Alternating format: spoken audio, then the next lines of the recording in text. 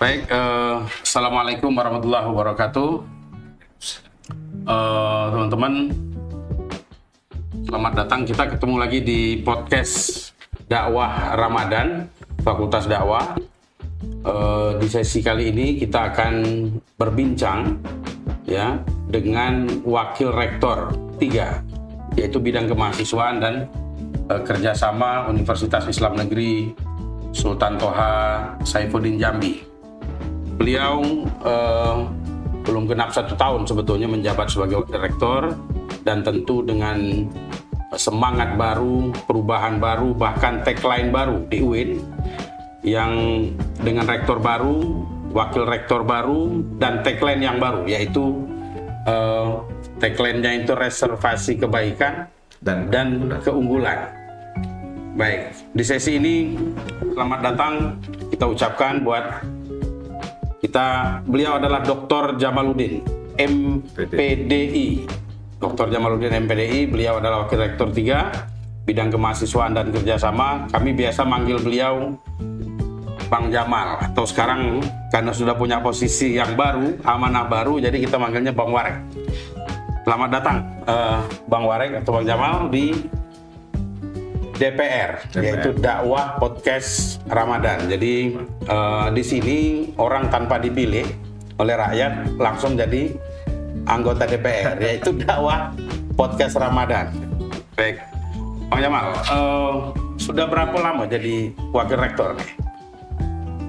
Iya, baru sekitar hampir 2 bulan. 2 bulan. 2 bulan ini sudah jadi Wakil Rektor. Kemudian itu memang dicita-citakan dulu. Pernah ada bayangan zaman kecil dulu mau jadi Wakil Rektor? Kalau dicita-citakan sih sebenarnya nggak pernah. Ngalir saja sih. Atau malah jadi rektor ya? Iya. Kebetulan kita juga dulu memang aktif juga di kegiatan kemahasiswaan ya, menjadi ketua senat Fakultas Suluddin.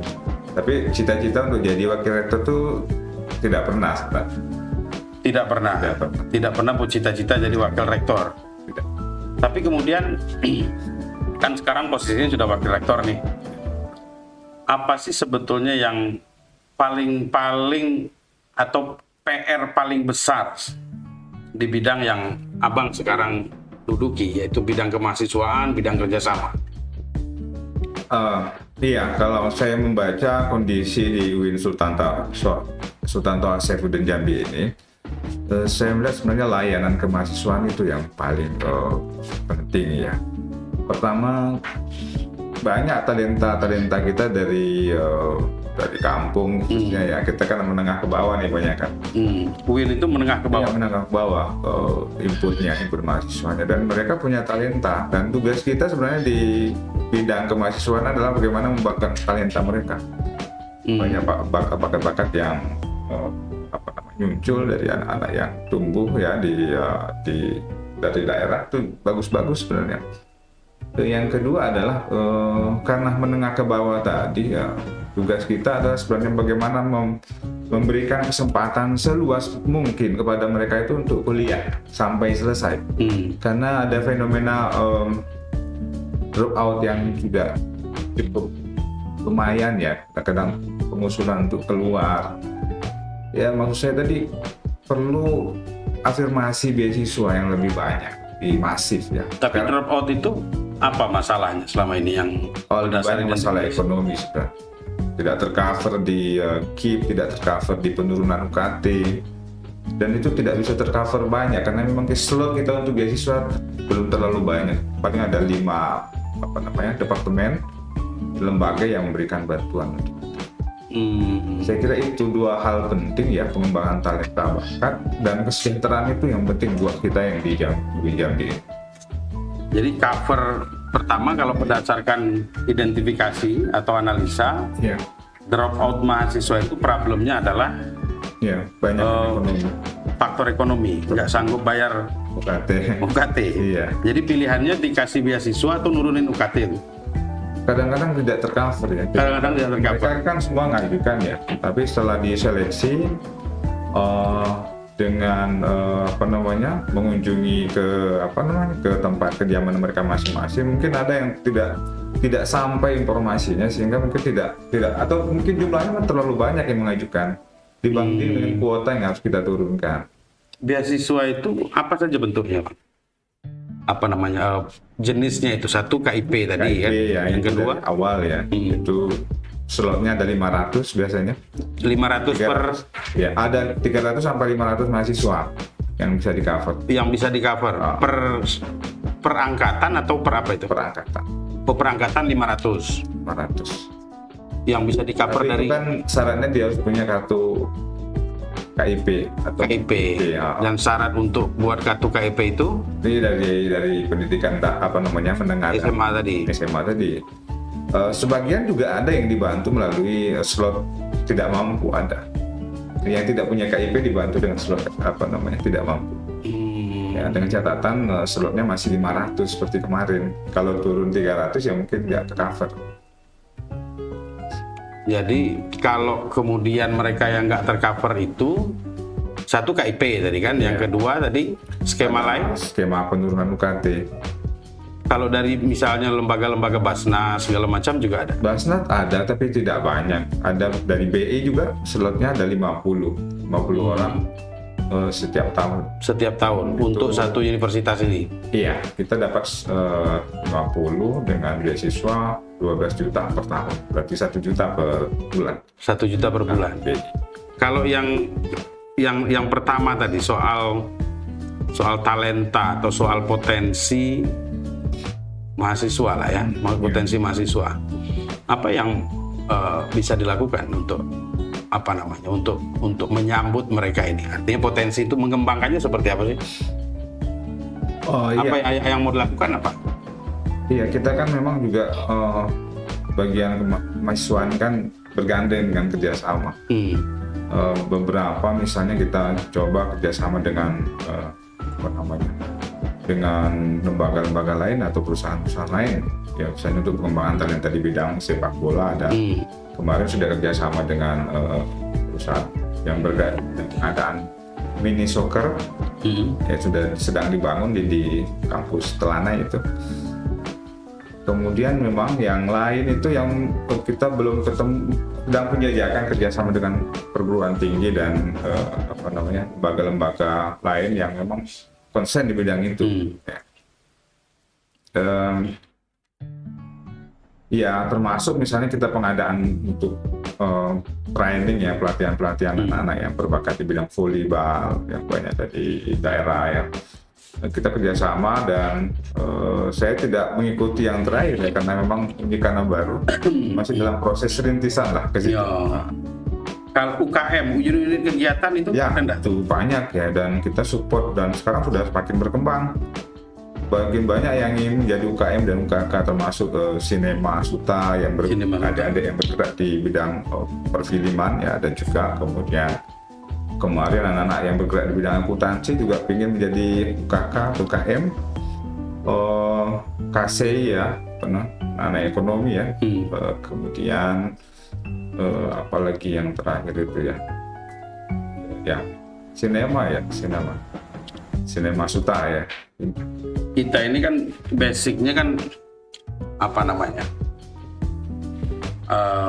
Islam gitu ya. Mungkin talentanya karena yang pertama mereka tentu banyak berangkat dari pesantren. Kita ini sekarang berapa persen perkiraan yang dari pesantren, talenta yang bidang keagamaan misalnya Polri? Nah itu yang belum ada identifikasinya secara serius ya. Kita baru coba lihat kembali data survei dulu. Karena di 2 tahun terakhir ini saya kemarin dapat informasi survei terkait dengan kemahasiswaan itu agak berhenti ya. Tidak dapat data di 2 tahun terakhir di akademik. Input kita itu ya. Tapi asumsinya mungkin dari banyak pesantren atau madrasah-madrasah aliyah ya. Ya sekarang kalau kita lihat sebenarnya agak mulai berimbang ya, karena berimbang. Dulu kan memang kita banyak pesantren, tetapi hari ini kan seiring dengan pembukaan program studi baru kayak di Saintek ya, ekonomi Islam, pemerintahan ya, 3 prodi yang paling banyak peminatnya itu itu rata-rata kan dari SMU ya, SMU, SMK ya. Kalau di KPI Iya. banyak yang dari SMK Multimedia.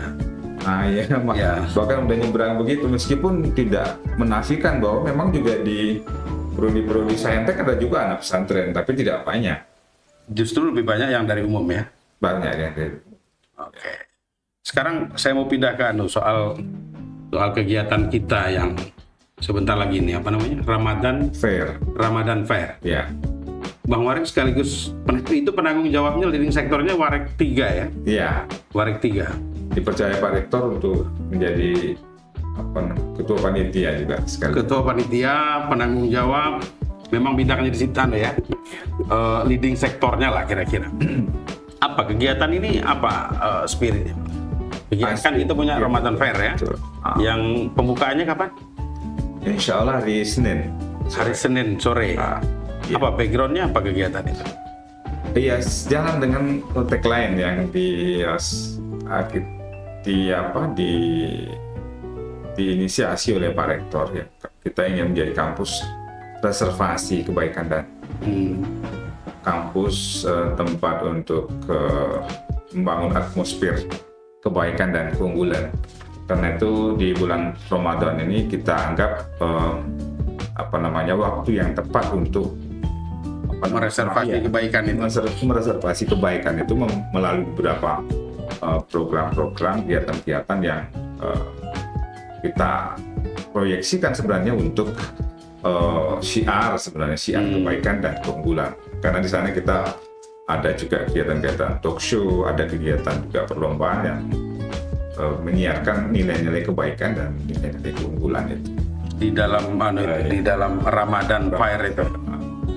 Oke, jadi Ramadan Fair ini sebetulnya bentuk praktis atau implementasi dari tagline salah satunya reservasi kebaikan.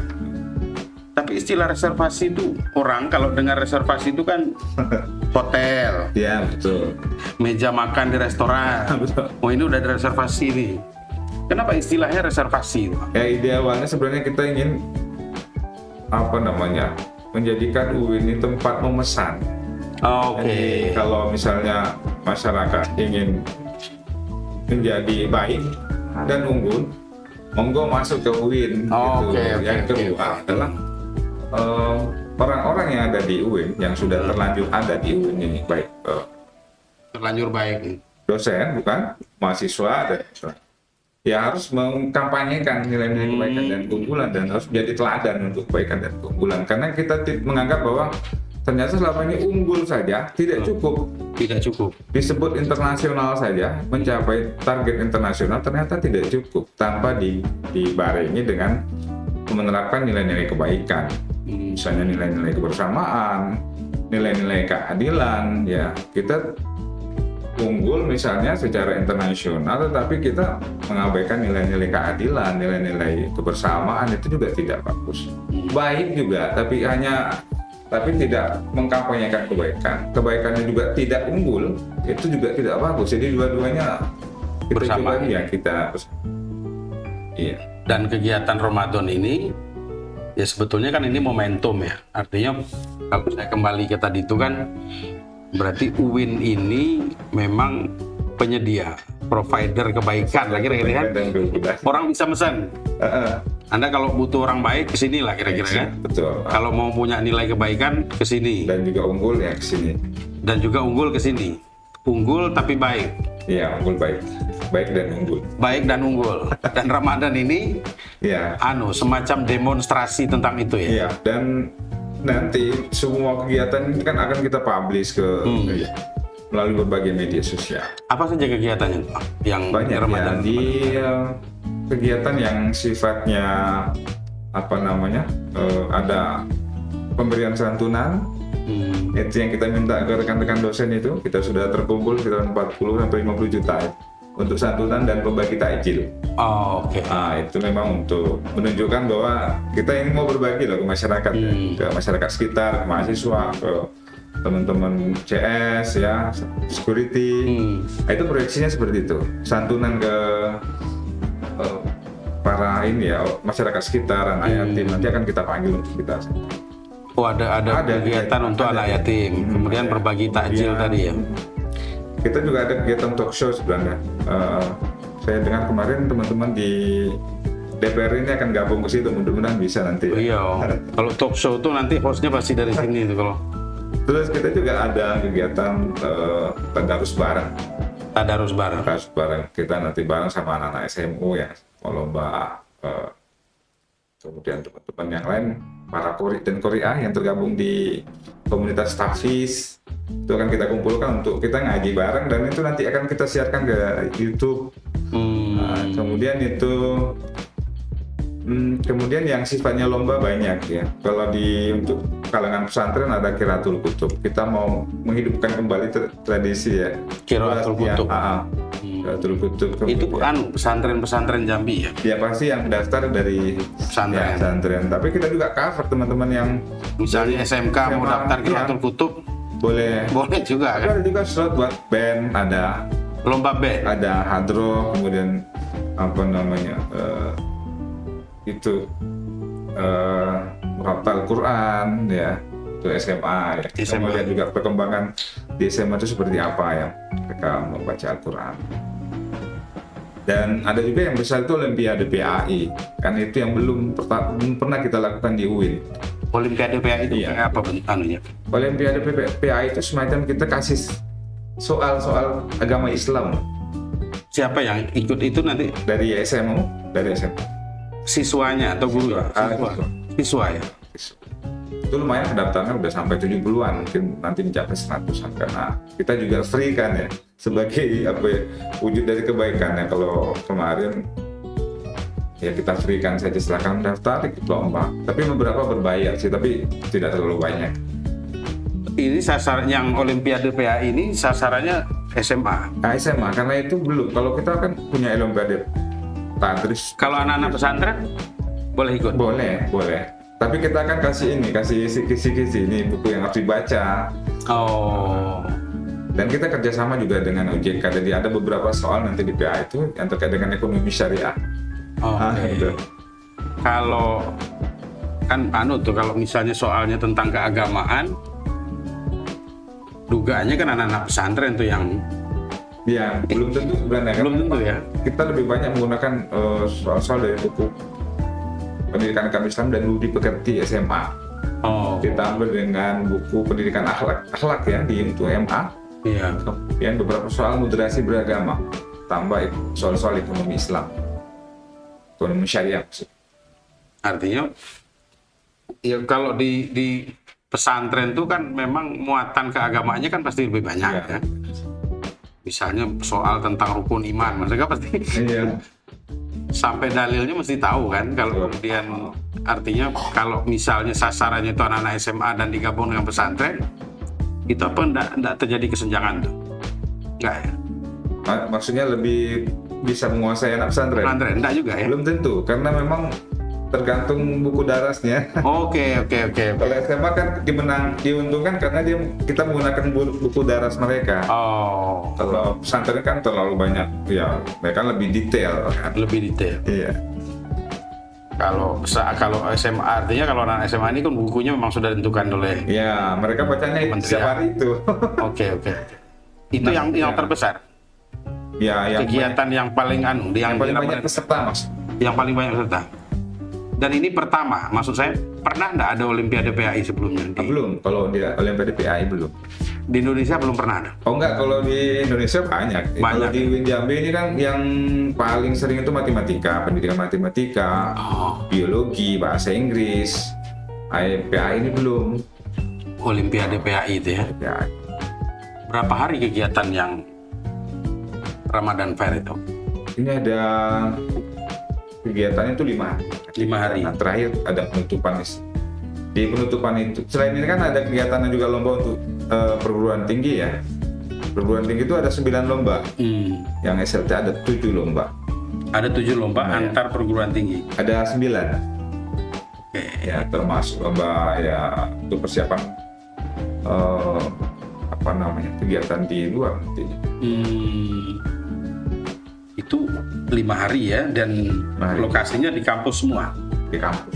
Di terakhir nanti kita mungkin ada Istighosa Akbar, insya Allah. Di puncak itu. Iya, di puncak. Istighosa Akbar. Iya. Jadi inilah mungkin Salah satu bentuk cara untuk mengkampanyekan. Iya. Ini loh semacam menghidangkan ini kebaikan. Kita Dan ini provider. tidak berhenti sampai di sini. Nanti kita akan publish ini ke berbagai media sosial. Oke. Ya kan akan hidup terus setiap hari. Ya, yang semua perlombaan kita videokan, kemudian akan kita publish. Oke. Dan itu kan bergulir terus nanti menjadi algoritma yang bisa dikenang oleh masyarakat. Berarti semacam ini startnya lah ini kira-kira mungkin ya. Iya. Take off-nya di sini. Ya, karena memang yang harus terdepan ini UIN. Masa kampus lain yang harus mengambil bagian ini ya? Yang ditunggu untuk melakukan hal seperti ini kan UIN. Maksudnya yang tadi Ya, kegiatan-kegiatan yang kayak charity ya, berbagi kegiatan-kegiatan mempanjangkan nilai-nilai keislaman, nilai-nilai universal itu kan UIN harus terdepan sebenarnya. Talk show-nya tentang apa talk show-nya? Ya kemarin kita mau bicara sih sebenarnya tentang anak muda milenial ya, yang di proses pengadaan pematerinya itu, ya, menghadapi tantangan milenial, remaja muslim, ya. Tantangan remaja muslim atau Gen Z atau anak-anak milenial ya. Mereka remaja sebagai muslim, muslim dan muslimah, lalu kemudian tantangannya apa gitu kira-kira ya? Di era digital ya. Di era digital.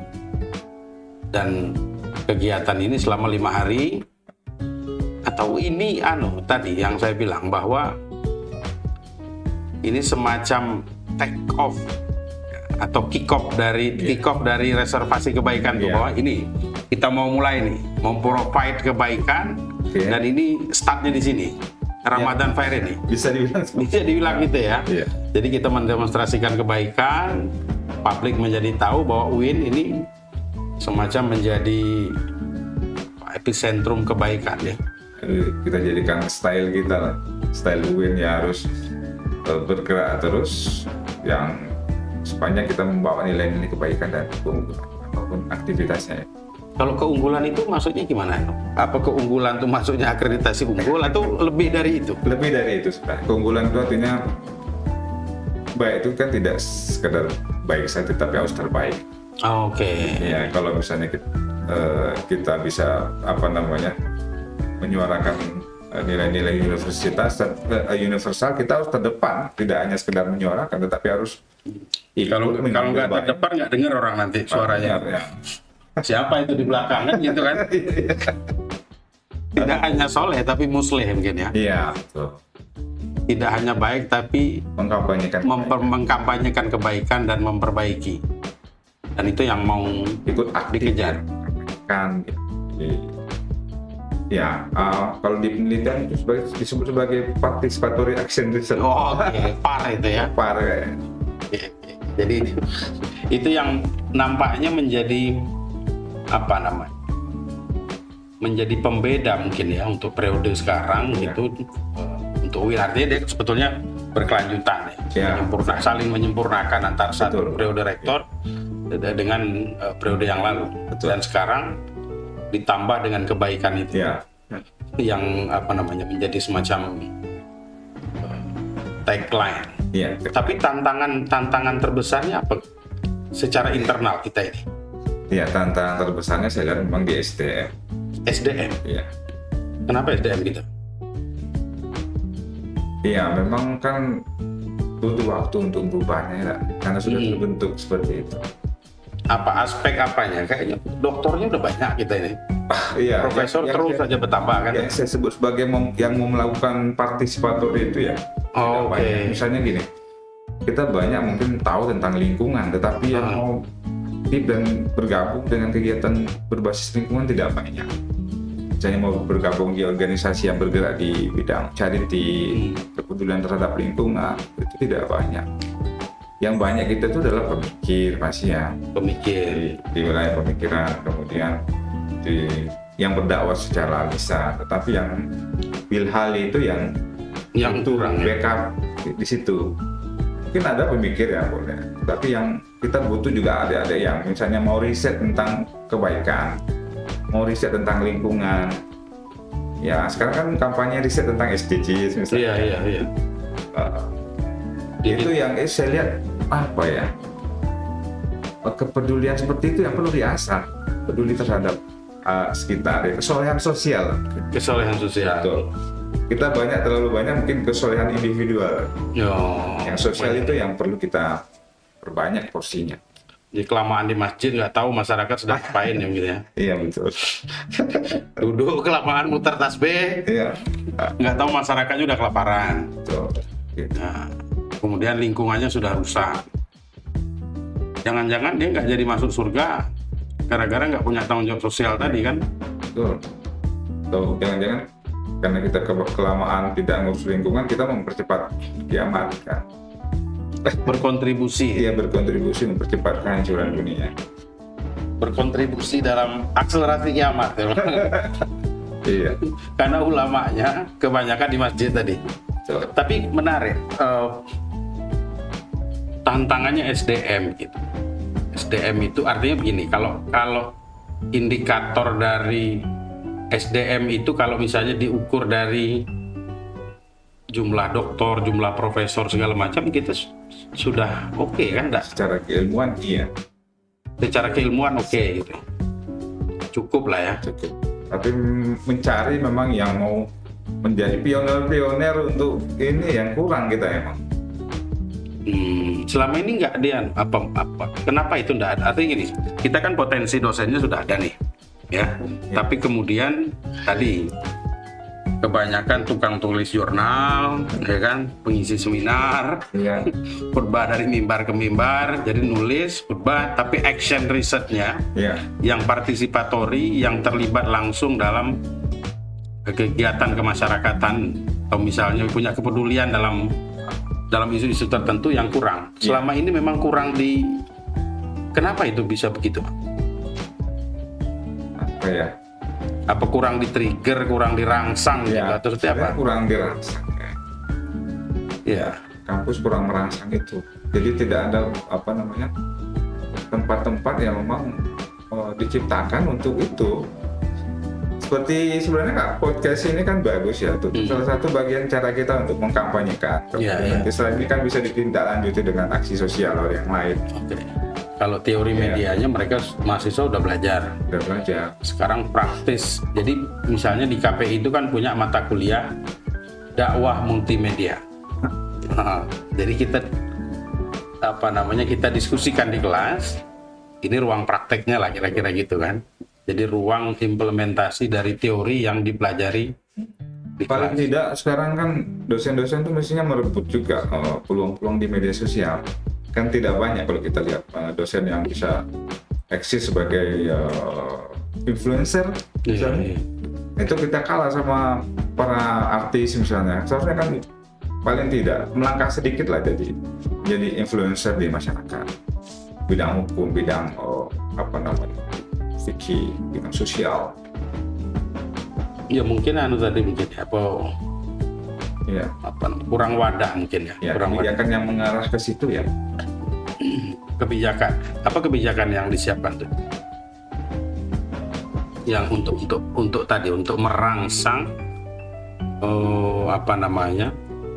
SDM kita bergerak keluar kira-kira gitu.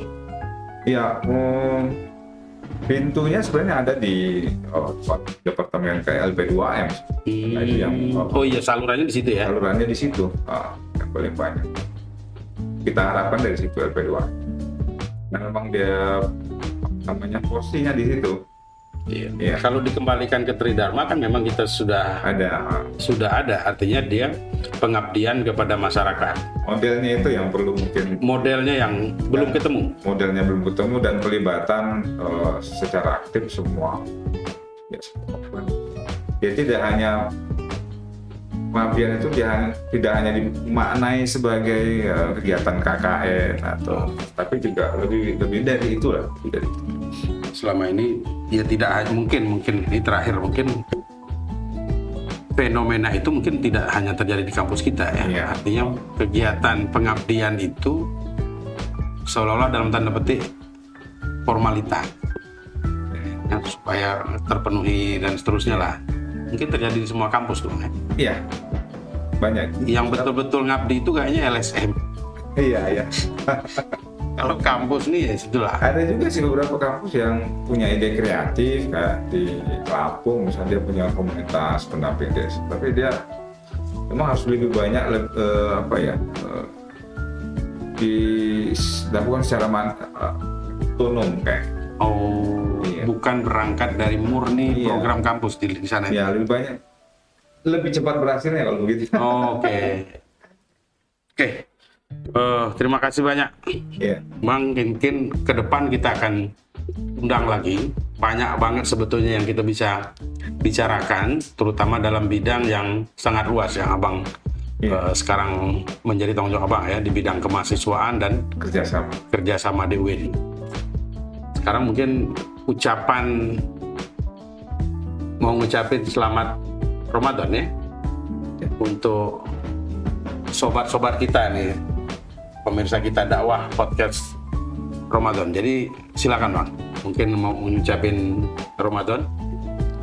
Baik untuk sahabat-sahabat mahasiswa UIN Sultan Toha Saifuddin Jambi, pemirsa dakwah podcast Ramadan dimanapun berada, atas nama Wakil Rektor 3 UIN Sultan Toha Saifuddin Jambi, kami menyampaikan selamat menjalankan ibadah Ramadan. Semoga kita semua diberikan kesehatan dan keberkatan.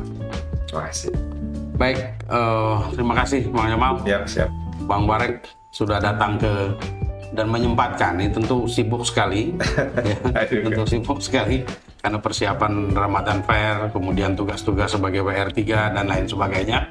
Kita sangat terima kasih dan teman-teman DPR, mungkin itu obrolan kita kali ini dan insya Allah ke depan kita akan bincang hal-hal yang menarik dan menjadi perbincangan di publik secara luas dan insya Allah kita akan konsisten dengan apa yang menjadi program kita, yaitu berbicara tentang problem kemasyarakatan, problem akademik dan lain sebagainya. Terima kasih. Assalamualaikum warahmatullahi wabarakatuh. Waalaikumsalam.